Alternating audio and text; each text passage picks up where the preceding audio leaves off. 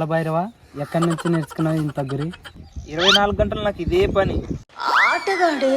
ఒకటే పని 24 గంటలు చేస్తే వస్తుంది భైరవ? ఖచ్చితంగా వస్తుంది యువరాణి. నాకేంటి వంట చేయడానికి రావట్లేదు భైరవ? 24 గంటలు తింటుంటే రాదు, చేస్తే వస్తుంది. సరే నాకు బాణాలు వేసేది నేర్పి భైరవ. ఏంటికి? కాకలు కొట్టుకొని తింటా భైరవ. మీ అమ్మలు కాకులు కొట్టుకొని తిన్నారు, నువ్వు కర్రీగా బొగ్గులా పుట్టినావు. నువ్వు కానీ కాకులు కొట్టుకొని తింటే నీ పిల్లలు కర్రీగా కాకులాగా అవుతారు.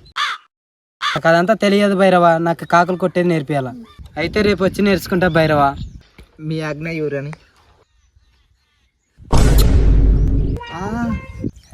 ఇదేంద్రిదా ఆఫర్ ఇచ్చినట్టుంది నాక. చిన్న ఏంటికి ఈ బాధ? ఏ జన్మలో ఏ పాపం చేసినారా? కథ కదిరిదా. అమ్మయ్యా వెళ్ళిపోయింది. మిత్రబింద నాదే. రణదేవి బిల్ల.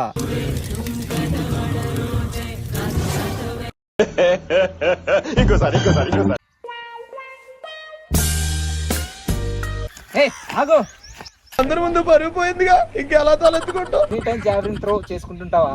అదే చేయడం ఒలింపిక్ లో చేసింటే ఇండియాకి గోల్డ్ మెడల్ వచ్చేది. మిత్రవింద నాదే. దానికి కూడా రా పోటీ. ఏ విధంగా నీకు నచ్చింది రా కర్రీది? యువరాణి పేదాలు నాకు ఇష్టం.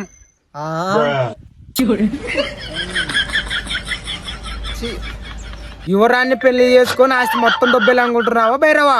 రాజ్యం కోసం యువరాన్ని పెళ్లి చేసుకునేది కాదురా. రాజ్యం మొత్తం ఇచ్చినా గానీ నా ఖరీదాన్ని పెళ్లి చేసుకునిరా. మిత్రవింద నాదే. నాకు దక్కనిది ఎవరికి దక్కనియను.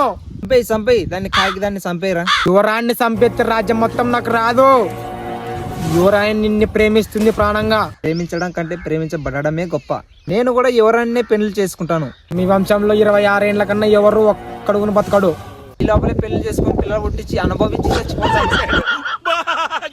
ఏ తొండి, నేను ఒప్పుకోను భైరవా. పోరా. ఏయ్